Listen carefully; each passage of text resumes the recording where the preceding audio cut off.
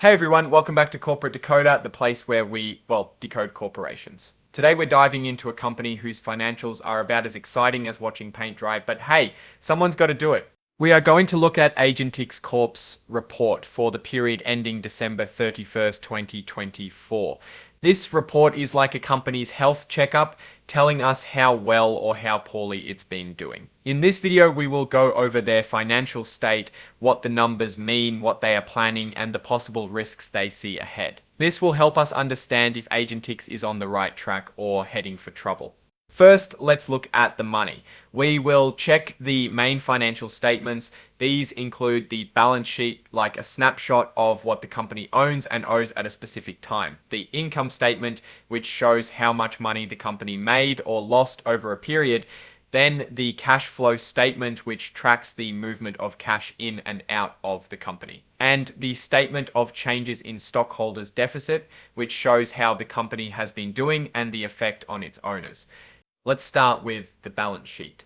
At the end of December 2024, Agentix had about $8,300 in cash. They also had some prepaid expenses, which are payments they've made for things they haven't fully used yet, such as research. Adding it all up, their total current assets, the things they could easily turn into cash, came to around $154,000.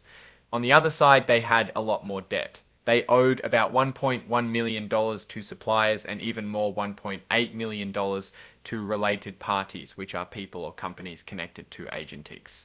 They also had a note payable, like a loan, to a related party for about $200,000 and some accrued expenses, which are bills they need to pay soon, totaling about $48,000. All these debts added up to over $3 million.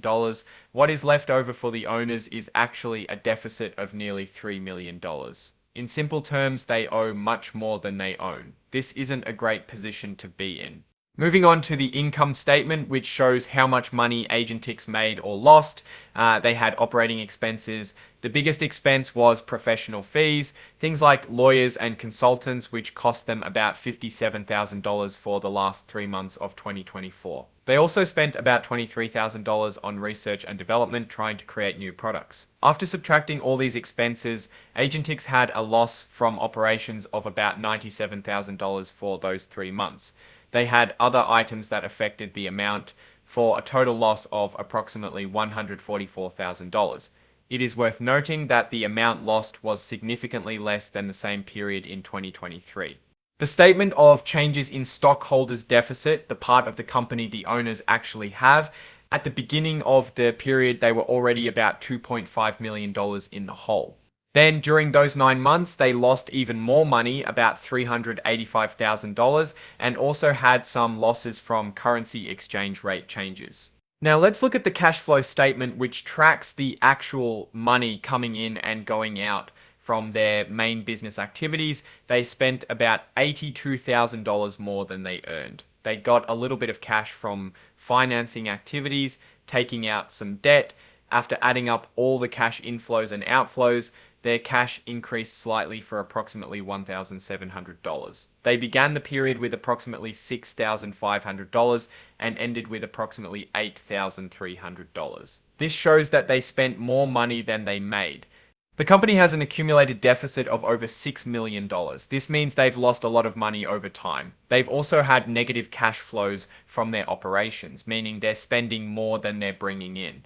These things raise doubts about whether Agentix can continue as a going concern.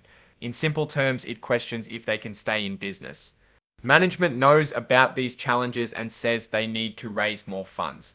The company says that it is trying to start operations and make enough money, but their current cash is not enough.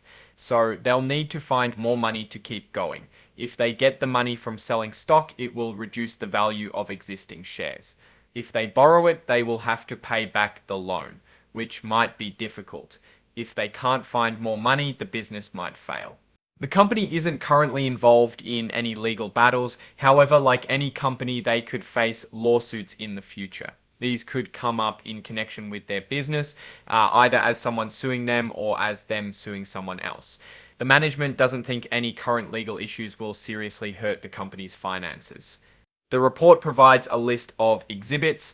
These are documents attached to the report that give more details. Some of these include the certifications of the Principal Executive Officer and Principal Financial Officer. These are statements from the company's top leaders saying that the information in the report is accurate. There are also exhibit files containing interactive data, which is XBRL, that is helpful in analyzing the numbers. So what does all this mean? Agentix is in a tough spot financially. They're losing money, they have a lot of debt, and they need to raise more funds to stay afloat. On the bright side, they are taking measures to reduce expenses and improve their efficiency. Now let's get to my opinion. Agentix Corp faces some serious headwinds. Their financials reveal a company struggling with profitability, burdened by debt, and heavily reliant on related party transactions. This dependence can create conflicts of interest and raise questions about the fairness of terms. On the positive side, the reduced spending on research and administration